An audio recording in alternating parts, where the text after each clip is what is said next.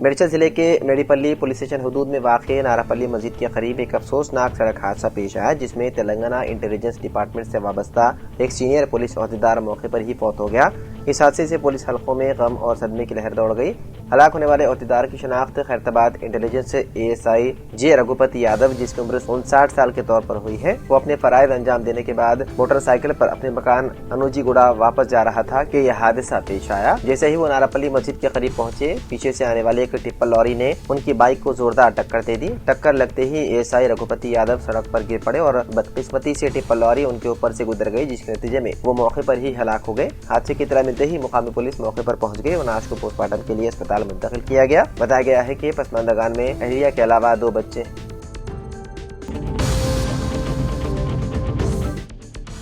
Sweden کے دارالحکومت stock home میں واقع ایک مسجد کو نسل پرستانہ اور اسلاموفوبک حملے کا نشانہ بنایا گیا، جہاں مسجد انتظامیہ کے مطابق قرآن پاک کا ایک نسخہ ملا جس پر فائرنگ کی گئی تھی۔ یہ واقعہ ایسے وقت میں پیش آیا جب سویڈن میں حالیہ برسوں کے دوران قرآن کی بے حرمتی کے متعدد واقعات کے باعث پہلے ہی کشیدگی پائی جاتی ہے۔ رپورٹ کے مطابق مسجد کی سیڑھیوں کی ریلنگ کے ساتھ قرآن پاک کا ایک نسخہ زنجیر سے بندھا ہوا ملا، جس پر 6 گولیوں کے نشانات تھے۔ اس کے علاوہ قرآن پر عربی اور سویڈنش زبان میں نفرت انگیز پیغامات بھی تحریر تھے، جن میں لکھا تھا: آمد کا شکریہ، مگر اب گھر واپس جانے کا وقت ہے۔ اسٹاک ہوم مسجد کے چیئرمین محمود الحلیفی نے اس واقعے کی شدید مذمت کرتے ہوئے کہا کہ سویڈن میں اسلاموفوبک اور نسل پرستانہ حملوں میں روز بروز اضافہ ہو رہا ہے۔ انہوں نے کہا کہ اس واقعے نے مسلم کمیونٹی میں گہری تشویش اور خوف پیدا کر دی ہے۔ ان کے مطابق یہ پیغام مسلمانوں کے خلاف ایک کھلی نسل پرستانہ دھمکی ہے اور اسے ایک واضح نفرت انگیز جرم کے طور پر دیکھا جانا چاہیے۔ انہوں نے کہا کہ یہ قدم نہ صرف انتہائی توہین آمیز ہے، بلکہ سویڈن میں بڑھتی ہوئی مسلم دشمنی کے ایک وسیع رجحان کی عکاسی بھی کرتا ہے۔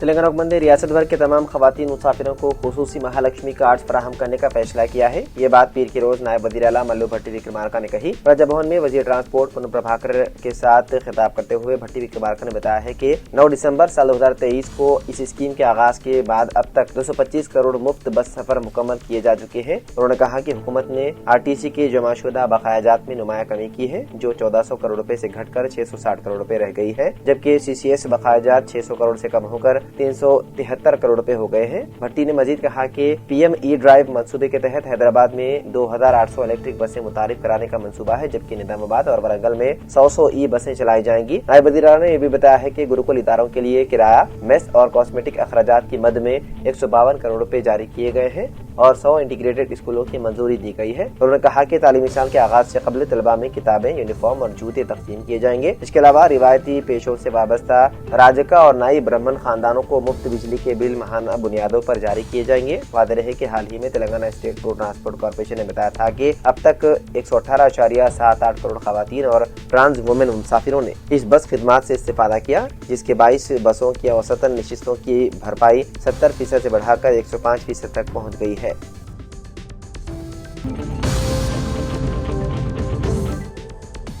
بہار کے وزیر اعلیٰ نتیش کمار کی جانب سے خاتون ڈاکٹر کا حجاب کھینچے جانے کے واقعے کے خلاف تلنگانہ کے شہر نلگنڈا میں جمعیت علماء ہند کی قیادت میں زبردست احتجاجی مظاہرہ کیا گیا۔ احتجاج میں اقلیتی طبقات، مختلف سیاسی جماعتوں کے قائدین، سماجی تنظیموں کے نمائندے موجود تھے۔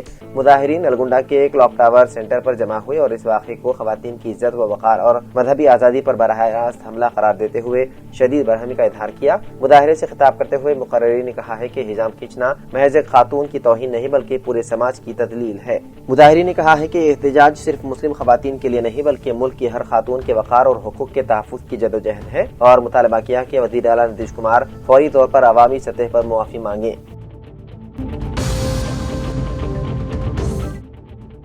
جلال آباد کے شمس آباد ایئرپورٹ کو بم سے اڑانے کا دھمکی آمیز ای میل موصول ہوا۔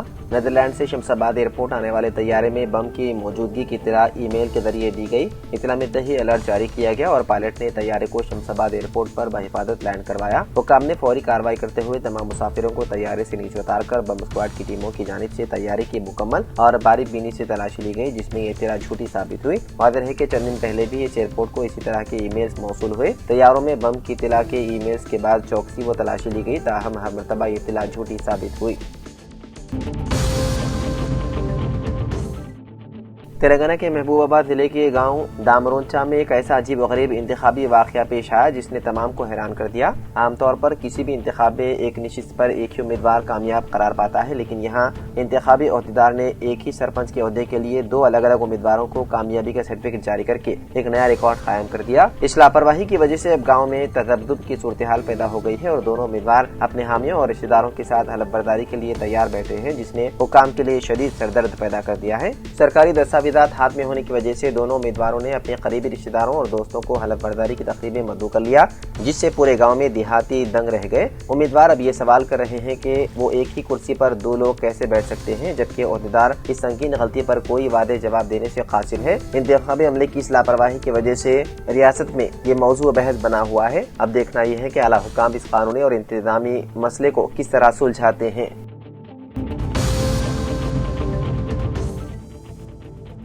حیدرآباد کے علاقے بالاپور میں اتوار کی رات ایک افسوسناک واقعہ پیش آیا، جہاں دوستوں کے درمیان ہونے والے جھگڑے کے بعد ایک 20 سالہ نوجوان کو چاقو مار کر شدید زخمی کر دیا گیا۔ بتایا جاتا ہے کہ جھگڑا مبینہ طور پر ایک لڑکی سے متعلق معاملے پر ہوا۔ زخمی نوجوان کی شناخت ریحان کے طور پر ہوئی ہے، جو فلکنما کے علاقے وٹے پلی کا رہنے والا ہے۔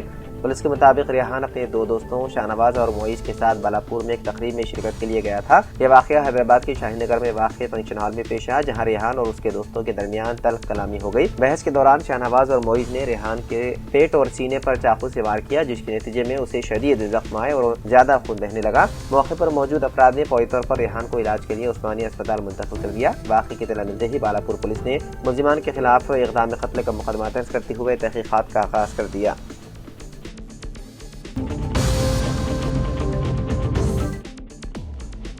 حیدرآباد کے نامپلی نمائش میدان میں 1 جنوری سے شروع ہونے والی کل ہند صنعتی نمائش کی تیاریاں زور و شور سے جاری ہے۔ 45 دنوں پر مشتمل اس سالانہ میلے کا آغاز 1938 میں پبلک گارڈن سے ہوا تھا۔ اس کا اصل نام نمائش مصنوعات ملکی تھا۔ اس نمائش میں راجستھان، اتر پردیش، بہار، ہریانہ، جموں کشمیر، مدھیہ پردیش اور دیگر ریاستوں کے تاجر شرکت کرتے ہیں۔ یہاں ہینڈلوم، کھانے پینے کے اشیاء، الیکٹرانکس، خشک میوہ جات اور دیگر مختلف قسم کے سامان فروخت کیے جاتے ہیں۔ نمائش میں بچوں اور بڑوں کی تفریح کے لیے جھولوں کا ایک الگ سیکشن بھی مختص کیا گیا ہے۔ میلے کے آغاز میں اب صرف 2 ہفتے باقی رہ گئے ہیں، جس کی وجہ سے ملک بھر سے آئے ہوئے تاجر نمائش گراؤنڈ میں اپنے اسٹالز کی تیاریاں اور سجاوٹ میں مصروف ہے۔ حیدرآباد کے ایک مشہور مندی ریسٹورانٹ میں پیش آئے ایک واقعے نے ایک بار پھر شہریوں میں تشویش پیدا کر دی ہے، جہاں ایک شخص نے الزام عائد کیا ہے کہ اسے پیش کیے گئے کھانے میں کاکروچ ملا۔ سوشل میڈیا پر شیئر کی گئی ویڈیو میں صاف طور پر دیکھا جا سکتا ہے کہ ملک پیٹ میں واقع مذکورہ مندی ریسٹورانٹ میں پیش کی گئی مندی ڈش کے اندر کاکروچ موجود ہیں۔ متاثرہ شخص نے یہ بھی الزام لگایا ہے کہ ریسٹورانٹ انتظامیہ نے غیر معیاری اور غیر صحت بخش کھانے کی ذمہ داری لینے سے انکار کر دیا۔ تاہم متعلقہ شخص نے ریسٹورانٹ کے مالک یا مینیجر کو باضابطہ طور پر شکایت درج کرانے سے بھی گریز کیا۔ واضح رہے کہ شہر میں اس نوعیت کے واقعات کوئی نئی بات نہیں ہے۔ ماضی میں بھی کئی شہری اور سوشل میڈیا صارفین مختلف ریسٹورانٹس میں کھانے کے اندر کیڑے مکوڑے ملنے کے الزامات لگا چکے ہیں۔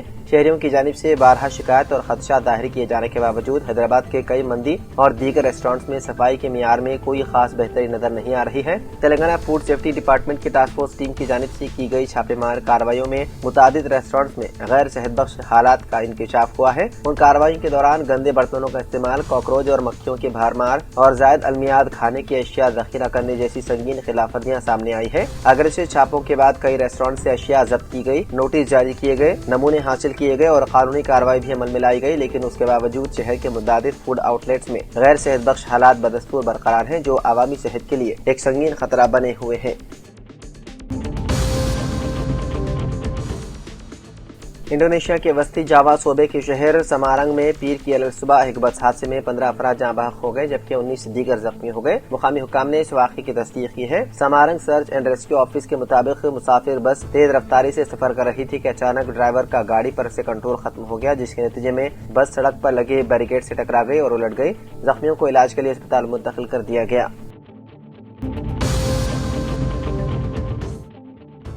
تلنگانہ کے منچریال ضلع میں ایک دلخراش سڑک حادثہ پیش آیا، جس نے پورے علاقے میں غم کی لہر دوڑ گئی۔ جے پور منڈل کے اندرام ایکس روڈ کے قریب علیہ صبح اس وقت حادثہ پیش آیا جب سڑک کے کنارے کھڑی ایک بولیرو گاڑی کو پیچھے سے ایک تیز رفتار لاری نے ٹکر دے دی۔ اس خوفناک حادثے میں موقع پر ہی 3 افراد ہلاک ہو گئے، جبکہ 11 دیگر زخمی ہو گئے۔ حادثے کے بعد جائے وقوع پر چیخ و پکار مچ گئی اور مقامی افراد بڑی تعداد میں وہاں جمع ہو گئے۔ اطلاع ملتے ہی پولیس موقع پر پہنچ گئی اور راحت و بچاؤ کاموں کا آغاز کر دیا۔ پولیس کے مطابق بولیرو گاڑی مہاراشٹر سے 23 مزدوروں کو لے کر کریم نگر جا رہی تھی۔ ابتدائی تحقیقات میں بتایا جا رہا ہے کہ بولیرو سڑک کے کنارے کھڑی تھی۔ اسی دوران تیز رفتاری اور لاپرواہی کے باعث لاری ڈرائیور نے پیچھے سے ٹکر مار دی، جس کے نتیجے میں یہ المناک حادثہ پیش آیا۔ تمام زخمیوں کو فوری طور پر منچریال کے سرکاری اسپتال منتقل کیا گیا، جہاں بعض کی حالت تشویشناک بتائی جا رہی ہے۔ پولیس نے لاری ڈرائیور کے خلاف مقدمہ درج کر کے حادثے کی مکمل تحقیقات شروع کر دی۔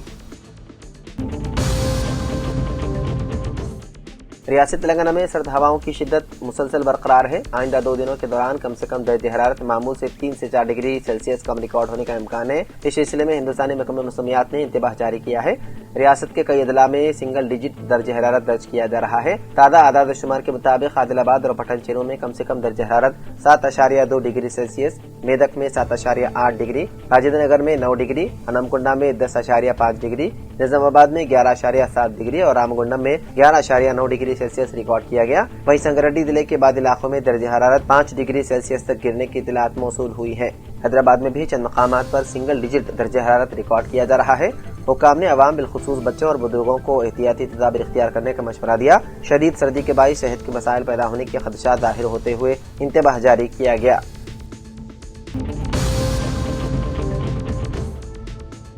مداحوں کے حد سے زیادہ جوش کے باعث فلم دی راجا صاحب کے ایک ایونٹ میں اداکارہ ندھی اگروال کو پیش آنے والے واقعہ ابھی بھلایا بھی نہیں گیا تھا کہ اب اداکارہ سمنتا کو بھی اسی طرح کے تلخ تجربے کا سامنا کرنا پڑا۔ تازہ معاملہ حیدرآباد کا ہے، جہاں وہ ایک شاپنگ مال کے افتتاحی پروگرام میں شرکت کے لیے آئی تھی۔ پروگرام کے بعد جب وہ واپس اپنی کار کی جانب جا رہی تھی تو مداح اچانک سیلفی لینے کے لیے ان پر ٹوٹ پڑے اور بعد نے اپنی پسندیدہ اداکارہ کو چھونے کی بھی کوشش کی، جس کے باعث سمنتا کو سخت دشواری کا سامنا کرنا پڑا۔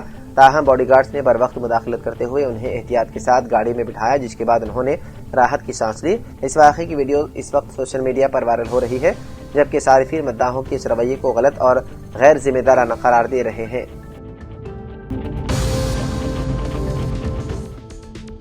چیف الیکشن کمشنر گیانیش کمار نے کہا ہے کہ تلنگانہ میں عنقریب فہرست رائے دہندگان پر خصوصی نظر ثانی یعنی کہ SIR کا آغاز ہوگا۔ انہوں نے کہا کہ نظر ثانی مہم کے ذریعے تلنگانہ ملک کے لیے مثال بن سکتا ہے۔ گیانیش کمار نے حیدرآباد کے رویندر بھارتی میں بوتھ سطح کے عہدیداروں سے خطاب کیا اور فہرست رائے دہندگان کو درست بنانے کی اہمیت سے واقف کروایا۔ انہوں نے کہا کہ ملک کی 12 ریاستوں میں SIR کا عمل کامیابی کے ساتھ جاری ہے۔ انہوں نے بوتھ سطح کے عہدیداروں سے کہا ہے کہ فہرست رائے دہندگان کی درستگی میں وہ اہم رول ادا کریں۔ گیانیش کمار نے کہا کہ فہرست رائے دہندگان کی درستگی کے ذریعے انتخابات کے مؤثر انعقاد میں مدد ملے گی۔